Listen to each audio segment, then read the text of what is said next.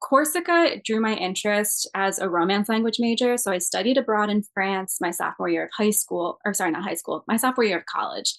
And got a French boyfriend, as did like everybody who was in this program. And his family had an apartment in Ajaccio. And so I went there with a group of friends the first time and was just like, what is this place? It really, really fascinated me, not only because it's so, so beautiful, but just as a romance language major, I was really drawn to the way that Corsicans use their native language, Corsu, as this mode of resistance against French over tourism and European over tourism. So, like, you would see a sign that was in French that they would cross out and they would like rewrite it in Corsu. So, I really wanted to study that as a romance language major, but I never had the opportunity. So, it was kind of this unscratched itch, and selfishly I wanted an excuse to go back to Corsica and to actually spend some time there, which I did get to do to some extent, not quite as much as I had wanted to because of COVID.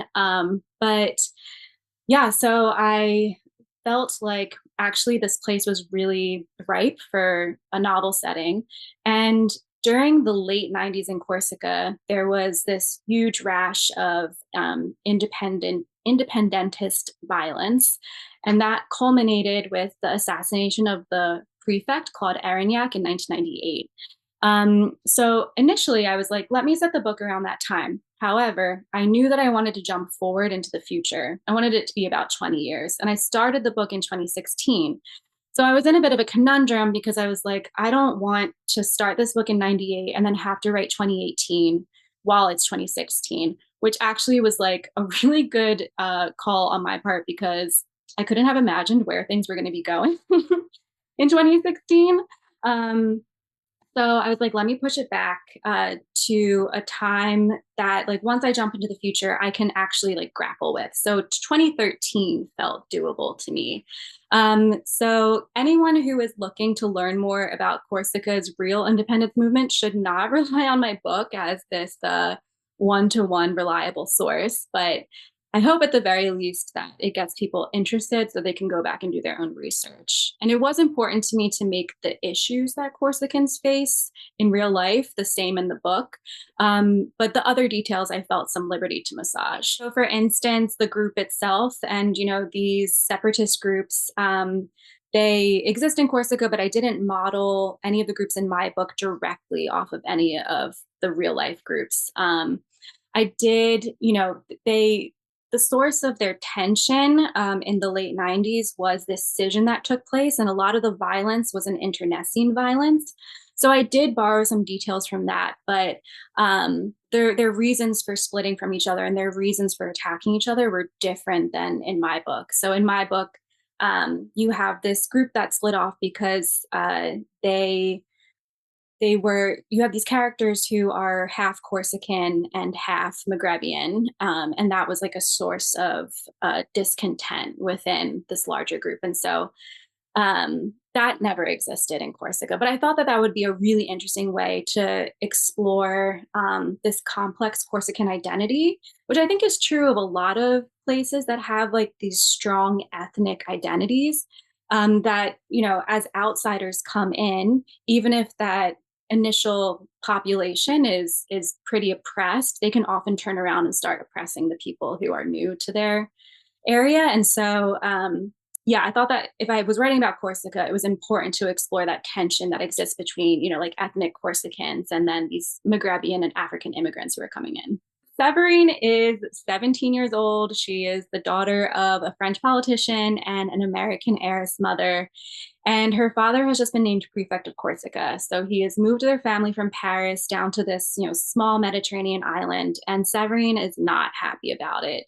She cannot wait to get off the island and go off to LA, where she just knows she's going to become this big Hollywood actress.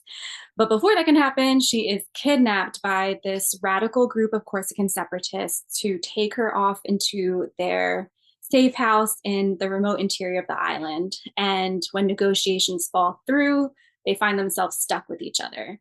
So Severine decides that she is going to try to charm her freedom out of her kidnappers, and her kidnappers decide that they're going to try to bring her over to their cause. And both end up succeeding.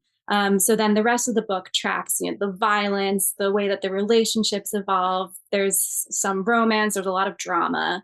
And I think it hopefully ends up being quite fun and surprising. My focus was really on Severine and Bruno. I knew from the beginning that I wanted there to be this unlikely, I guess, problematic romance that evolved from this initial kidnapping scenario. And of course, there needed to be other men in the group. But it wasn't until I started writing the book that they really emerged. And there was a moment where I realized that they were kind of looking the same.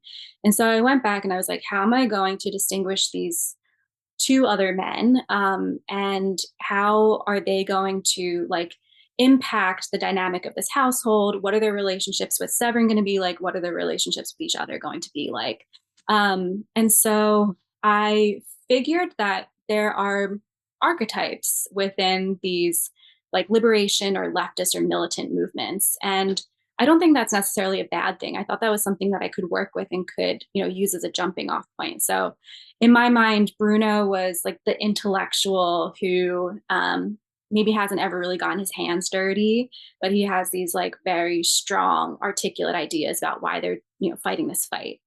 T2 is this acolyte, so he, wants to be part of something bigger than himself. He's looking for a cause, and then you have Petru, who is like the legitimizing force. He was in the Foreign Legion. He has military training. He's, quote unquote, the most Corsican, and so they all are getting something that they are missing from each other, and it ends up, making their group feel both whole, but then also creates a lot of friction among them once they're in some hairy situations.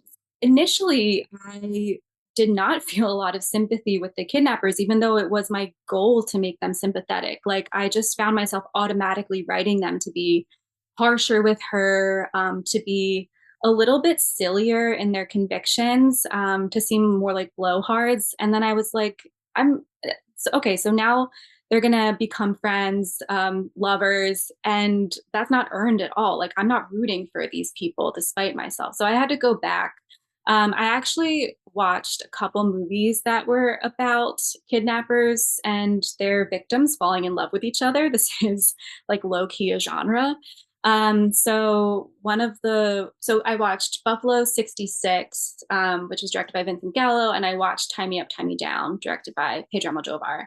And those were really helpful because in Tie Me Up, Tie Me Down, the kidnapper, he is like a good person. He's just somebody who believes so much in his love for the woman that he's kidnapped and the fact that they belong together that he like goes to this, these insane lengths to prove that to her. But in his heart, like he's doing it out of love. So we kind of forgive him for that. And then in Buffalo 66, Vincent Gallo's character is like quite broken, and he is somebody who the Christina Ricci character like wants to nurture. And so I was like, there has to be some kind of hole, that they can like fill for each other. There needs to be some point of sympathy that we like as readers immediately zero in on.